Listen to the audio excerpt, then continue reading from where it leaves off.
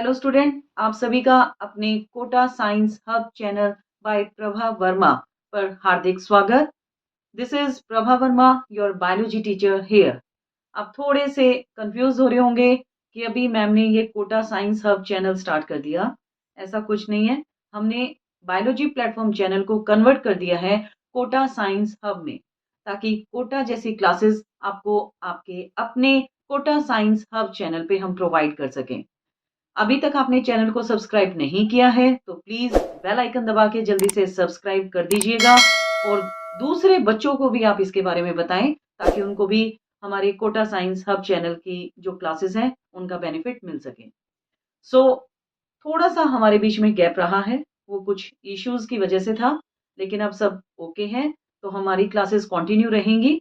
जैसे कि आपकी बोर्ड की क्लासेस हैं, ऑब्वियसली प्रेशर बहुत हाई है, लेकिन हम इस प्रेशर को रिलीज करते हैं क्योंकि प्रेशर के साथ हमें काम नहीं करना। रिलैक्स माइंड से और कॉन्टिन्यूस जो है हमारी मेहनत चलती रहनी चाहिए, वो ही हमें जीत दिलाएगी। ऑलराइट, तो लास्ट सेशन बच्चों हमारा था एम्ब्रियो सैक स्ट्रक्चर, जिसमें हमने ओव्यूल की डेवलपमेंट के बारे में भी पढ़ा था। और अब आगे मैं उससे नेक्स्ट जो हमारे टॉपिक हैं उनको कंटिन्यू करने जा रही हूँ। Alright, so today's topic is pollination. अब पॉलिनेशन है क्या? अपने आप में पॉलिनेशन बहुत ही इंटरेस्टिंग टॉपिक है, इजी है, इंपॉर्टेंट है, जिसको हम बड़ी सिंपल वे से डिस्कस करेंगे। So pollination is what? In very simple way, transfer of pollen grain on stigma. Pollen grain का स्टिग्मा पर आना। अब आप देखें कि यहाँ पे हमने पढ़ा था कि ये स्टिग्मा पार्ट है। Alright, this is the stigma part. हम क्या बता रहे हैं बच्चों कि ये जो पोलन ग्रेन्स हैं, दीज आर पोलन ग्रेन्स, जो कहाँ से रिलीज हुआ है? एंथर से रिलीज हुआ है। पोलन ग्रेन जब स्टिग्मा पर आते हैं, ये सिंपल सा एक प्रोसेस कहलाता है जिसे हम पॉलिनेशन कहते हैं। तो थोड़ा सा इसको टिपिकल लेकर चलते हैं। It is the process of transfer of pollen grain from anther to stigma of a flower is called pollination. अब pollination जो है डिपेंड करता है कि अपने आप हो सकता है, या pollination के लिए कई बार हमें कुछ एक्सटर्नल एजेंसीज की भी जरूरत पड़ती है। वो आपकी बायोटिक या abiotic, like wind, insect, air, water, bat, snail, birds, whatever. These are the external agencies. They help in pollination. All right. तो इसको एक्सटर्नल एजेंसीज की भी जरूरत पड़ती है ताकि पॉलिनेशन प्रोसेस हो सके। Now the pollination was discussed by Theophrastus and call writer. Basically इन्होंने पॉलिनेशन को डेट पाम, जो आपका प्लांट है, उसमें डिस्कस किया और स्टडी किया। ठीक है, एक ऐसे क्वेश्चन आपके कॉम्पिटिटिव एग्जाम के लिए भी आप तैयार रहें, जैसे कि आपकी बेटा मतलब आपका स्कूल डेज का ये लास्ट क्लासेस रहेगा +2। उसके बाद जैसे ही आप कॉम्पिटिटिव एग्जाम की तैयारी कर भी रहे होंगे कुछ स्टूडेंट, और आप भी आगे अपीयर होते होंगे, तो आप ये सारे सेशन हमारे देखते चलें और पुरानी वीडियोस को भी आप देखें। अब स्किप ना करें क्योंकि अभी आपका पीक पर टाइम है, तो क्वेश्चन मैक्सिमम जो है हमने डिस्कस किए हैं। इंपॉर्टेंट पोर्शन जो है हम अपने सेशन में रखते हैं। मैराथन क्लासेस भी हमने रखी थी, तो जिनका बेनिफिट अब आप ले सकते हैं। और आगे भी हम जो आपका पैटर्न चेंज हुआ है, जैसे कि असर्शन, रीजन है, केस स्टडीज हैं, उनको भी हम अपने मैराथन क्लासेस में इंक्लूड करेंगे। तो आप चिंता ना करें, आपकी जो प्रेपरेशन है बहुत ही बढ़िया जाने वाली है। प्रभा वर्मा आप सभी के साथ है। So now the types of pollination. Pollination बच्चों दो टाइप का होता है, एक है सेल्फ पॉलिनेशन और दूसरा है आपका क्रॉस पॉलिनेशन। सेल्फ मतलब खुद से ही होना। तो सेल्फ पॉलिनेशन में हम क्या देखते हैं कि सेम फ्लावर में ही पॉलिनेशन हो। इसका मतलब फ्लावर कैसा हो? बाइसेक्सुअल फ्लावर हो। तो बाइसेक्सुअल में हम क्या देखेंगे? मेल और फीमेल पार्ट होगा। जैसा कि आप देख रहे हैं ये फीमेल पार्ट है और मेल पार्ट आप यहाँ पे एंथर का देखते हैं, तो ये एंथर से पॉलन ग्रेन आते हैं। तो ये क्या है? एक टाइप आपका सेल्फ पॉलिनेशन, जो सेम फ्लावर में या जेनेटिकली सिमिलर फ्लावर में देखने को मिल सकता है। ऑलराइट, इसके अपोजिट में हमारा जाएगा cross pollination. Cross pollination actual में है क्या? That is the transfer of pollen grain from anther to the stigma. यहां तक आपकी डेफिनेशन सेम चलनी है। आगे जो बेसिक डिफरेंस है वो क्या रहने वाला है? That is genetically different flower. एक जेनेटिकली डिफरेंट फ्लावर में जो पॉलिनेशन होता है that is known as cross pollination, और जो जेनेटिकली सिमिलर या सेम फ्लावर में जो पॉलिनेशन होगा this is known as self pollination. So it has two types. अब सेल्फ पॉलिनेशन को हम आगे दो पार्ट में डिवाइड करते हैं, that is autogamy and this is geitonogamy. Autogamy same flower की हम बात कर रहे हैं, एक ही फ्लावर के अंदर। तो देखो बेटा, ऑटो, इस ऑटो का मतलब क्या है? सेल्फ, और गैमी का मतलब क्या है? Marriage. Alright, so they get married by themselves. Married मतलब ऐसा कुछ मैरिज का नहीं, मैरिज यहाँ पे क्या है? एक टाइप का इनका फ्यूजन है। जब ये फ्यूज हो सेम फ्लावर के अंदर हो that is autogamy, and in opposite to this geitonogamy. अब वो क्या है? आपका different flower but of the same plant. एक ही प्लांट पे आपने देखा कि मानो एक प्लांट है, एक पे फ्लावर आपका यहाँ है और एक फ्लावर यहाँ है, तो यहाँ के पॉलन ग्रेन जब यहाँ ट्रांसफर हो दैट इज नोन एज जियोटोनोगैमी। तो हमने क्या कहा है? डिफरेंट फ्लावर, फ्लावर डिफरेंट हो सकता है लेकिन आपका प्लांट जो है बेटा वो सेम रहेगा, सेम प्लांट। ऑलराइट, तो आज के सेशन में हम सेल्फ पॉलिनेशन को डिस्कस करेंगे। क्रॉस पॉलिनेशन एक लेंदी टॉपिक है जिसको मैं अपने नेक्स्ट सेशन में रखूंगी। So now self pollination. अब सेल्फ पॉलिनेशन जैसे मैंने आपको बताया कि सेम फ्लावर के अंदर होगा या जेनेटिकली सिमिलर फ्लावर में होगा। सो अब यहाँ पे हम मेथड देखते हैं कि 3 मेथड से सेल्फ पॉलिनेशन कैसे अचीव किया जा सकता है। फर्स्ट है आपका ऑटोगैमी। जैसे मैंने बताया ऑटो मीन्स सेल्फ, इसका मतलब with in the same flower. तो ये क्या होगा बेटा? ऑटोगैमी किस टाइप के फ्लावर्स में होगा? इट में अकर इन परफेक्ट, इंटरसेक्सुअल और बाइसेक्सुअल फ्लावर, दैट मीन जिसमें both male and female part present है, स्टेमन भी है और पिस्टल भी। ठीक है, जिसमें स्टेमन भी होगा और आपका पिस्टल पार्ट भी होगा। तो वो फ्लावर कैसे होंगे? बाइसेक्सुअल फ्लावर, जिनमें हमें ऑटोगैमी देखने को मिल सकता है। ऑटोगैमी यहाँ पे 3 मेथड से किया जा सकता है। देखो, ऑटोगैमी क्या है कि एक फ्लावर का मतलब कि स्टेमन और पिस्टल का एक क्लोज कनेक्शन होना जरूरी है। They must be in synchronization, that means अगर जब स्टेमन मैच्योर हो रहा है तो साथ साथ पिस्टल का भी मैच्योर होना जरूरी है। ऑलराइट, या फिर वो क्या हो, उसके क्लोज कांटेक्ट में हो, उसका जो नेबरहुड है या जो फ्लावर है वो कुछ ऐसा अरेंजमेंट हो जहां पे पॉलिनेशन आसानी से अचीव किया जा सके। तो फर्स्ट मेथड है हमारा होमोगेमी। होमोगेमी क्या है बेटा? कि जो जैसे मैंने बताया कि जो सेम फ्लावर के अंदर होगा, तो किस टाइप के flower? That is known as chasmogamous flowers. इन्हें हम ओपन फ्लावर्स भी कहते हैं। They open, fine. तो ओपन होंगे तो जैसे ही स्टेमन राइप होता है, मेच्योर होता है, पोलन ग्रेन्स बनते हैं, they start falling on the stigma पर। ऑलराइट, अब ऐसा कैसे होगा? या तो स्टेमन बैंड हो जैसे जैसे ग्रोथ होती है, या फोल्डिंग हो जाए कि जो स्टेमन पार्ट है वो स्टिग्मा पर आए। जैसे कि आप देखें कि ये स्टिग्मा है, अब स्टेमन कुछ इस तरीके से बैंड हो ताकि वो अपने पॉलन ग्रेन्स को यहाँ पे स्ट्राइक कर दे, फाल कर दे, या फिर बेंडिंग हो कुछ ऐसी जैसे जैसे ग्रोथ हो। तो फिर क्या होगा? आपका ओपन फ्लावर में, चेस्मोगेमस फ्लावर्स में हमें होमोगेमी देखने को मिलेगा। अब इसके एग्जाम्पल हम लेते हैं विन का, जिसका साइंटिफिक नेम कैथेरेंथस है। मिराबिलिस जलापा, जिसे हम 4 ओ क्लॉक प्लांट भी कहते हैं।